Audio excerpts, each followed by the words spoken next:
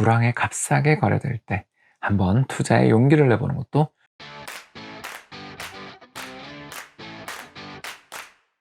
안녕하세요. 28년차 이코노미스트 홍춘욱입니다.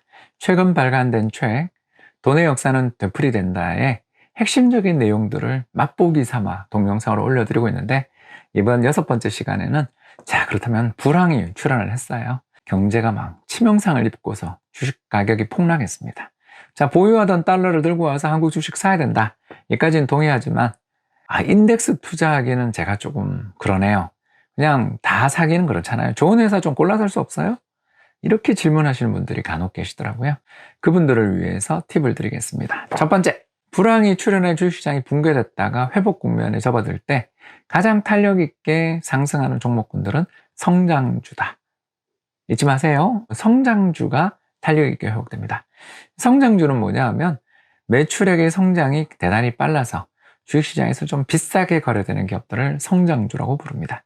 성장주들은 그림에서 보시는 화살표에 나온 것처럼 ISM 제조업지수, 미국의 공급관리자협회 제조업지수가 급락하는 등 경기가 되게 나빠질 때마다 가치주 부진, 성장주 개선의 패턴이 나오는 것을 쉽게 확인하실 수가 있고, 이런 특성은 지난 10년간 더 강화되고 있음을 발견할 수 있어요. 왜 그런가? 성장주는 불황에도 이익을 내고 불황에도 매출이 개선될 가능성이 있는 기업들이니까 아무래도 투자자 입장에서 매출도 늘어나고 미래 전망이 개선되는 기업을 좀 안전하다 생각하며 불황에 더 매집하는 그런 이유가 있는 것 같아요. 자, 그럼에도 불구하고 성장주를 모두 다 매집한다, 이건 또 반대입니다. 왜 그런가? 다음 그림에 나와 있는 것처럼 옛날 우리나라의 여행 관련주가 한때 성장주로 간주됐었어요. 근데 지금 생각해 보니까 어때요? 그냥 경기를 탔던 거였죠. 다시 말해서 무한정 외국인 관광객이 한국에 유입되며 한국의 여행 산업이 끝없이 발전할 거다, 이건 성장 산업이다 라고 우리 외쳤지만 2016년 사드 보복 그리고 2020년 코로나 팬데믹 속에서 여행 산업은 경기를 타고 외부 여건을 매우 많이 타는 안정 성장 산업은 아니다라는 걸 알게 되었습니다. 결국 경기 변동을 잘 보고 주변 환경 잘 봐가며 투자해야 되는 기업이다, 이렇게 볼 수 있는 거죠. 결국 불황 중에 여행 관련주를 샀다면 상당 기간 고생하다 2021년에야 회복되는 걸 봤을 것 같아요. 그렇다면 진짜 성장주를 골라낼 수 있는 방법이 필요합니다. 5가지가 있습니다. 첫 번째는 어떤 거냐?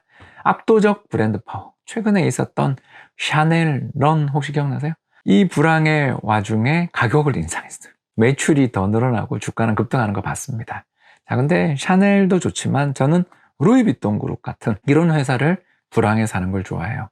루이비통 그룹 같은 경우는 루이비통이라든가 헤네시라든가 모에샹동이라든가, 그리고 최근에는 또 세계적인 브랜드 티파니까지 인수하면서 세계 유수의 와인 그리고 럭셔리 회사들을 죄다 사들이고 있는 굉장히 큰 복합기업인데, 이 회사의 주가를 보시면 알겠지만 2020년 코로나 팬데믹 때 이 회사도 빠져요. 왜냐하면 주가가 폭락할 때는 옥석 구분 없이 같이 빠집니다만 회복은 어떤 기업들이 가파르다, 브랜드 가치가 뛰어난 제품을 생산하는 그런 능력들이 있는 불황의 가격을 인상할 수 있는 기업들이 빠르게 회복된다는 걸 알 수 있습니다.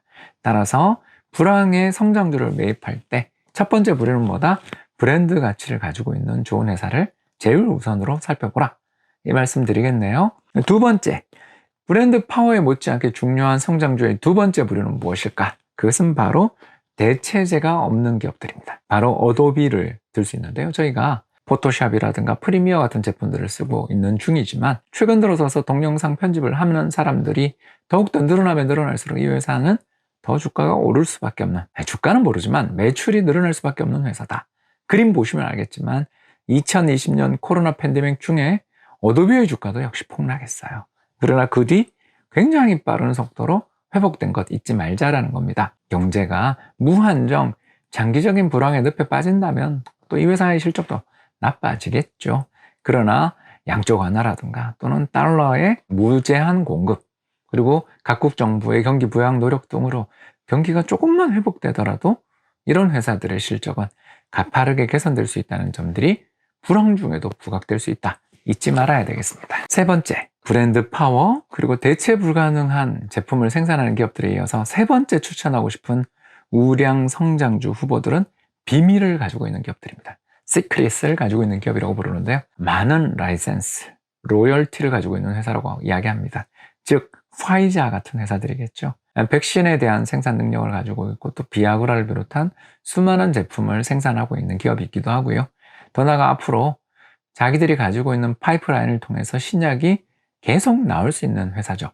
이런 회사는 특허권 등으로 자신의 제품에 대한 독점권을 보장받고 있기 때문에 경제가 어려움에 처해 있다가 회복되는 경우에 제일 먼저 탄력적으로 돌아설 수 있는 그런 잠재력을 가지고 있는 기업 중에 하나다라는 측면에서 주식 가격이 폭락할 때, 동반 폭락할 때 한번 관심을 가지면 좋은 종목군이 아닌가 생각됩니다. 다음 네 번째 투자 유망한 우량 성장주 종목군들은 바로 가격 경쟁력입니다. 불황에 제일 중요한 게 뭐냐면요, 싸게 질 좋은 물건을 팔 수 있는 능력을 가진 기업들입니다. 어떤 회사가 떠오르죠? 삼성전자나 현대차 같은 기업들이죠. 이런 기업들은 다른 경쟁자에 비해서 불황의 가격 혁신 또는 생산성의 혁신을 통해 더 싸게 질 좋은 제품을 공급함으로써 경기 회복될 때 가장 먼저 빛을 발하는 2010년 글로벌 금융위기 이후에 현대차가 미국 시장에서 점유율이 사상 최고에 도달했던 것처럼 2021년에도 또 그런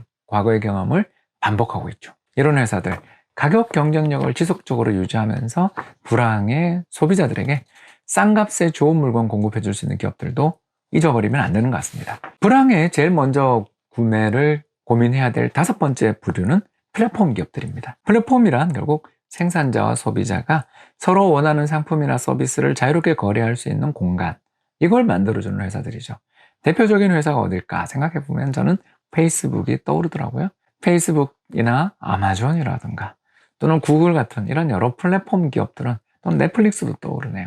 이런 기업들은 불황에 역시 똑같이 빠집니다만 회복될 때 그 탄력들이 훨씬 더 강한 면이 있다라는 것들은 잊지 말았으면 좋겠습니다. 결국 우리는 세상 자체에서 어떤 거래의 플랫폼, 정보의 플랫폼, 소식의 플랫폼, 서비스의 플랫폼을 외면하기 어렵다라면 이런 플랫폼, 좋은 플랫폼이 불황에 값싸게 거래될 때 한번 투자에 용기를 내보는 것도 좋은 선택이 아닐까 생각됩니다. 지금까지 시청해 주셔서 대단히 감사합니다.